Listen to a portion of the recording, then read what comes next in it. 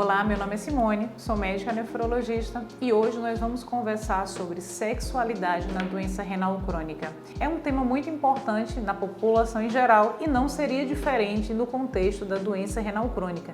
Então hoje nós vamos falar sobre fatores que interferem na sexualidade, planejamento familiar e sexualidade como um todo. Qual é o primeiro ponto? Por que abordar sobre sexualidade num canal sobre doença renal crônica? Qual a diferença da população renal crônica com a população em geral? Na verdade, na população renal crônica nós temos alguns fatores adicionais que interferem na sexualidade. Todos os demais que interferem na população em geral interferem no renal crônico, mas no renal crônico nós temos alguns fatores adicionais. Quais seriam esses? Nós temos alterações hormonais, como elevação de prolactina, alteração de testosterona também pode ser mais evidente nessa população, por isso a importância de comunicar sempre a urologia e a ginecologia. Outro fator que interfere, uso de medicamentos. Nós temos uma polifarmácia no paciente renal. Uso de medicamentos como diuréticos, medicações que interferem na frequência cardíaca, metoprolol,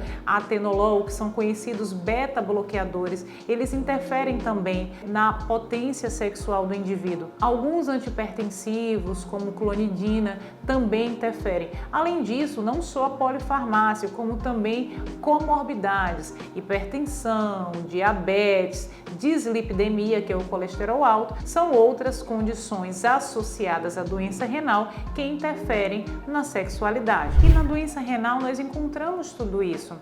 E não falo só no paciente em tratamento dialítico, mas também no paciente em tratamento conservador. Não só essa polifarmácia, as comorbidades, mas também outras condições associadas, como elevação de PTH, alteração nos eletrólitos, como cálcio, fósforo, potássio. Eles interferem também se estiverem de forma irregular. Na doença renal nós podemos encontrar tudo isso. Além disso, precisamos mencionar o papel da uremia, ou seja, a elevação persistente de escórias como ureia, ácido úrico, que interferem no correto funcionamento do organismo. E a própria anemia do paciente renal, se ela não estiver controlada, tem relação também com o desempenho sexual. Por isso que tanto no paciente em consultório como no paciente em terapia renal de substituição é importante o relato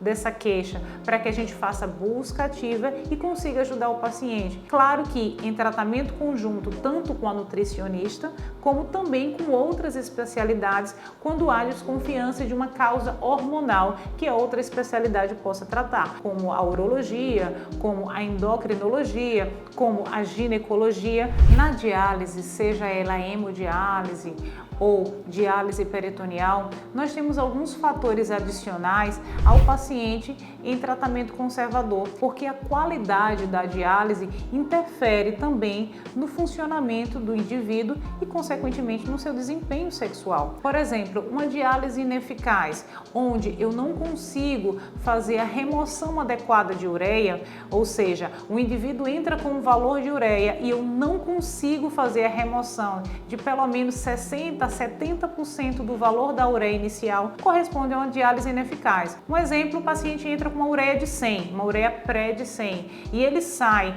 com uma ureia de 50, uma ureia pós de 50, ele só removeu 50% daquele valor de ureia. Isso é um valor que está abaixo do preconizado. Ele tem que sair com pelo menos 30, de ureia, dizendo que eu tirei 70% da ureia inicial. Então, entre 60% e 70%, isso corresponde que eu estou dialisando o paciente de forma adequada. Se isso não acontece e o paciente sai da sessão com a ureia alta, quando ele vem para a próxima sessão, a ureia antes de iniciar a diálise está mais alta que o habitual, e isso vai tendo um efeito acumulativo. O paciente vai começando a ter indisposição, náusea, falta de apetite, interferência no sono, e todos esses fatores juntos interferem no desempenho sexual. E isso quando eu estou falando apenas de ureia, mas a diálise, a eficiência da diálise, ela não é avaliada apenas pela capacidade de remoção de ureia. Esse é um critério importante, mas não é o único.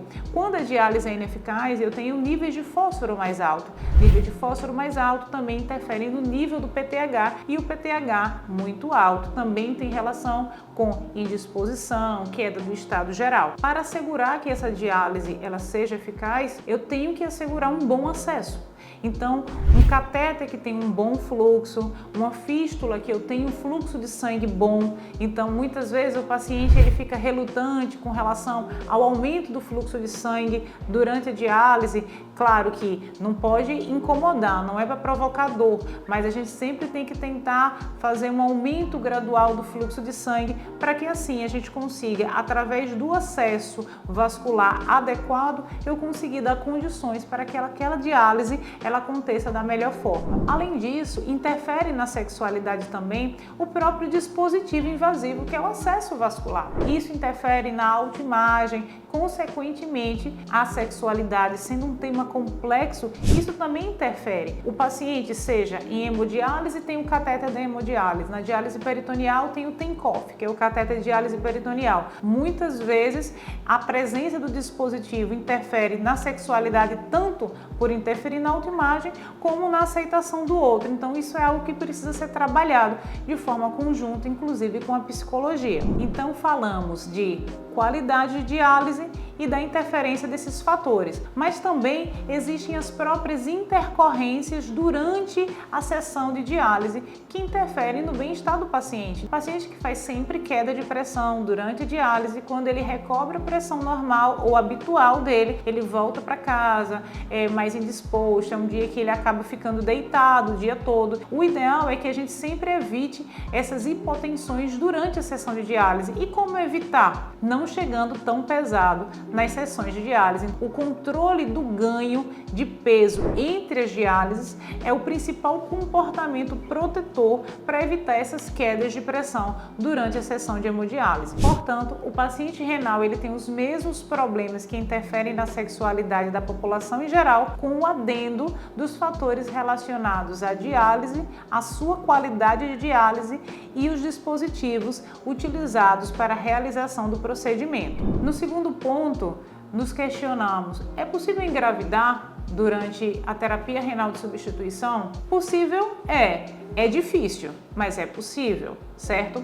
Por quê? De fato, a terapia renal de substituição interfere na fertilidade, né? Principalmente na fertilidade feminina, porque provoca ciclos anovulatórios, ou seja, sem ovulação, né? Que muitas vezes esses ciclos anovulatórios são acompanhados de ciclos menstruais irregulares, mas é possível sim engravidar, né? Com dificuldade. Daí a importância de se utilizar anticoncepcionais, caso não seja uma gestação desejada. E em caso de realmente a mulher querer engravidar, o ideal é que comunique para a clínica de hemodiálise, porque ela precisa se ajustar no sentido de estabelecer rotina de sessões mais frequentes para essa mulher, para que a ureia fique permanentemente mais baixa, né, de forma mais constante, mais baixa, porque elevação persistente de ureia interfere na gestação. Tem relação com o aumento de líquido amniótico, que é o polidrâmio,